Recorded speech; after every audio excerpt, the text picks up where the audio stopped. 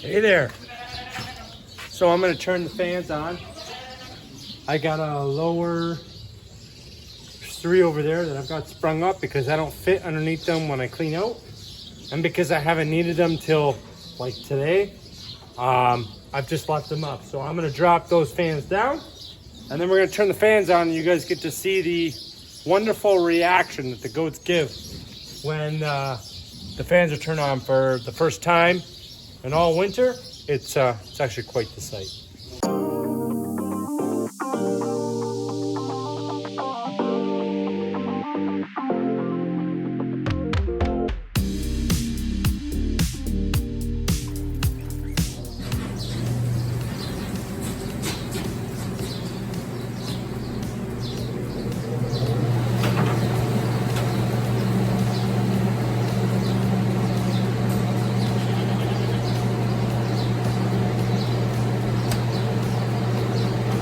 Well, that wasn't too bad for dust, but still gave the goats a little bit of a scare.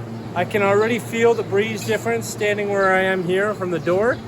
Now those 2 doors, because I have those open, it's weird. To me, it's weird. The air would rather come in through that door because there's no restriction versus the curtain. Because it's got to like cut it to get it through almost per se because of the little mesh. But it just loves coming in through that door. So already on this side of the barn, it's a lot cooler. That side might be a little bit warmer, but it does always come down. I'm just gonna plug this last fan in here. I do have one more down there for the Dolings, but it's like really stuck up in there. I had to really wedge it. So it's not gonna be fun to try to get that one down. Morning, guys. So, had a little bit of a crazy morning so far this morning. Got a phone call this morning from a friend. He's got some hay for me. So I've been busy trying to plan that out. And when the sun shines, everything has to happen all at once. So, also big update. The bag is almost done. So it's pretty moldy at the end, in the middle for some weird reason, where it packs the best. But on the outsides and the bottom is fine. So there's like maybe 5 feet left of the bag. So I gotta sort through that this morning. But while I do that, before I do that, I gotta pump some water over. Also, I picked up some hay and straw over from the other farm there. So gotta get all that all unloaded and sorted out. Also, we had a little breakdown with the excavator when we used it last time. There's a part that's leaking hydraulic oil. It's a sensor. Must be a common issue because when I called the parts dealership, they're like, oh yeah, is it leaking oil at the top? I'm like, yeah. They're like, oh yeah, that's common. Even though the machine is 32 years old. The guy behind the parts counter knows the machine off the top of his head. He said he's sold more than he can count of those parts, including me. I've already replaced it once. Now I'm going to replace it again. So she's off doing that while I'm able to catch up on some barn stuff. Because we got to go finish digging over there before we get to any other crazy adventurous stuff throughout the rest of the week.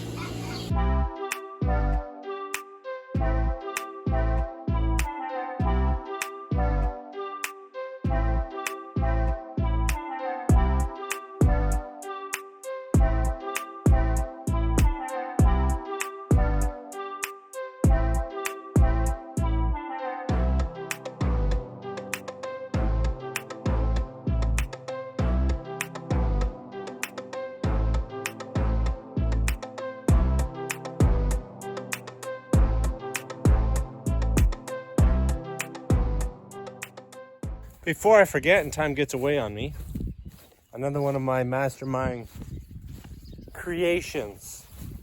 These are the little meat birds. You guys have met these little guys. They were in that box in the shop. Well, now they're getting a bit older and it's getting a bit stuffy in there. I need to get them moved. So I didn't really do any research on this, which, yes, shame on me. I really should have. But I didn't. I built this based off of memory.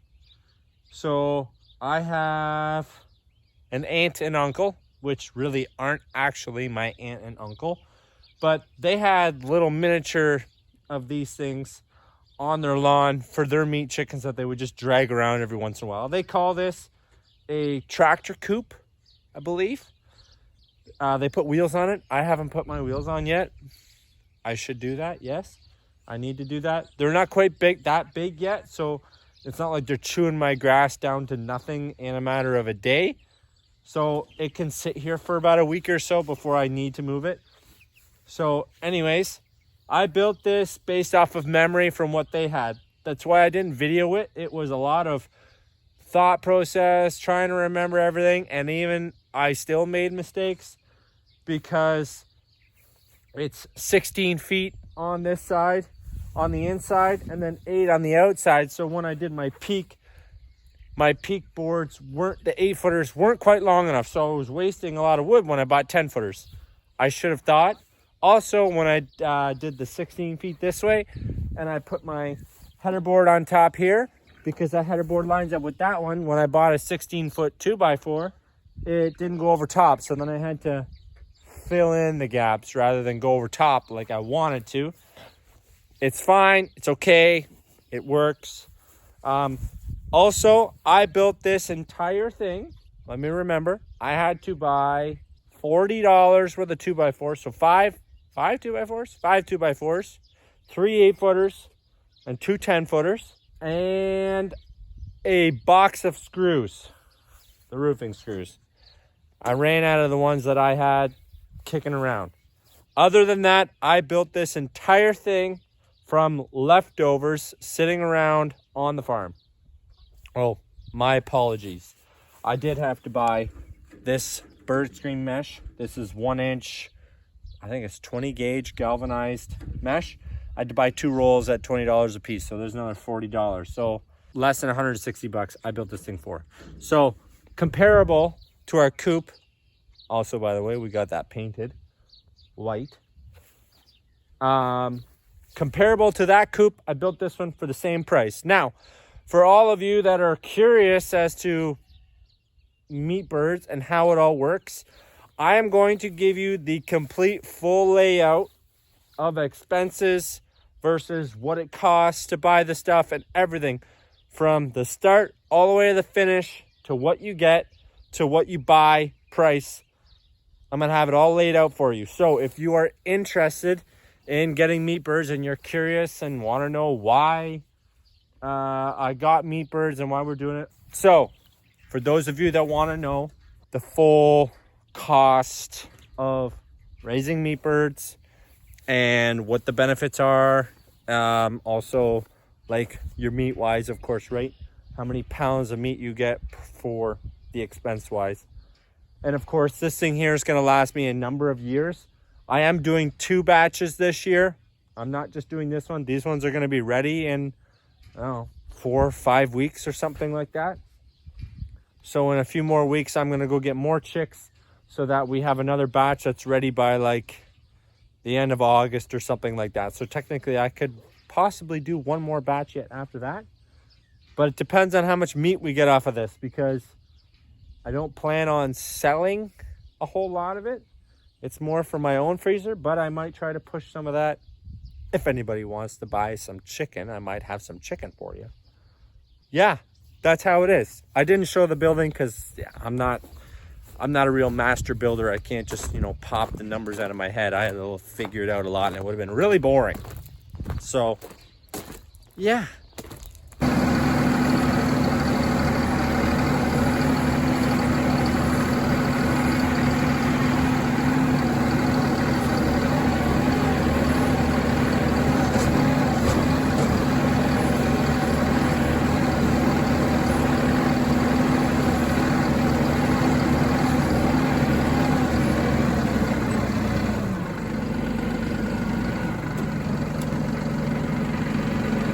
So as you can see, we're at the butt of the bay. This is the end. Was the beginning, is now the end. we're gonna find out if this feed in here, oh, it feels kind of wet. We're gonna see. There is, you can see here already, there's a fair bit of mold here, quite a bit at the top there. So I'm not expecting to get too much out of this feed, but I'm really like bugged by how much of a mess I have made with this bag. And like I said earlier, I have a little bit of a chaotic of a week coming up, and next week as well. So I want to get this cleaned up. I set time aside. I'm going to open this right up, and we're going to get all this feed in the barn. I guess maybe half of it will be good. And then tomorrow we'll have to open the new bag.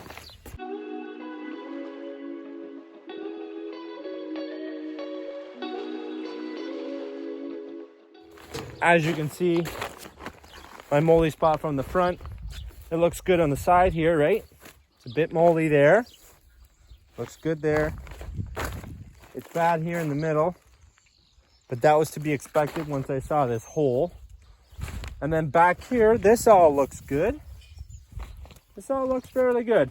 So we're gonna get all this cleaned up and tidied up so I don't have to deal with this tomorrow.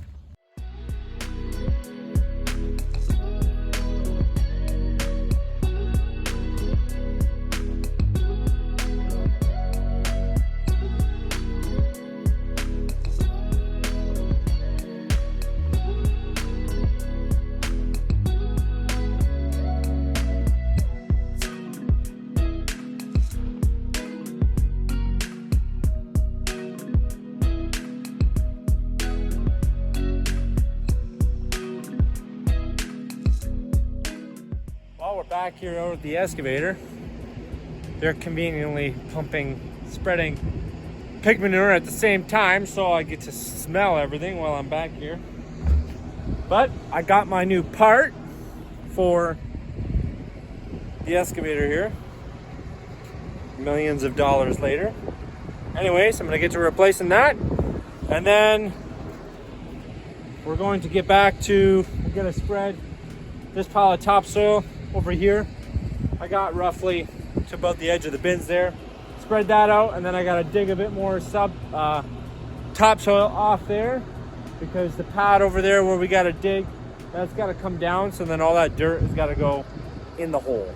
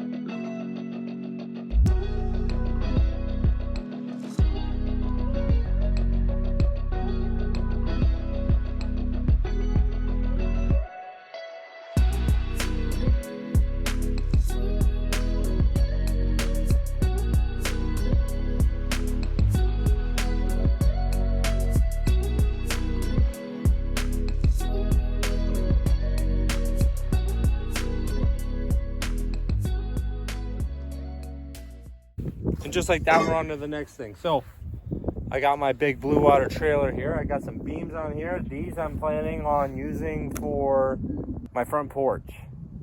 Yeah, so these are going as the header. So the rafters from the roof are gonna sit on this. And then I got some really nice, I don't know if you can see it back there.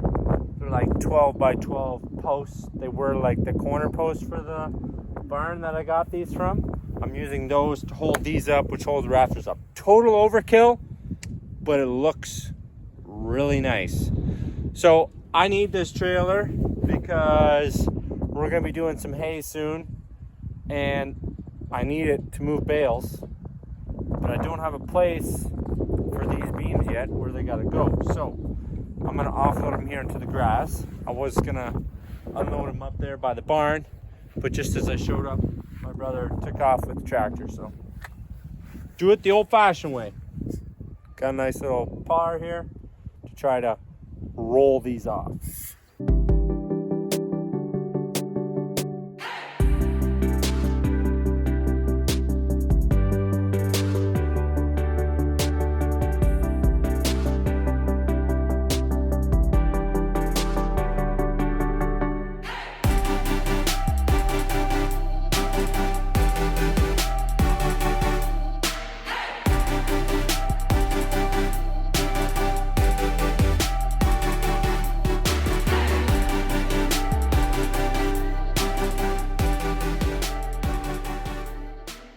Well, ladies and gentlemen, we're going to call that a wrap on this video.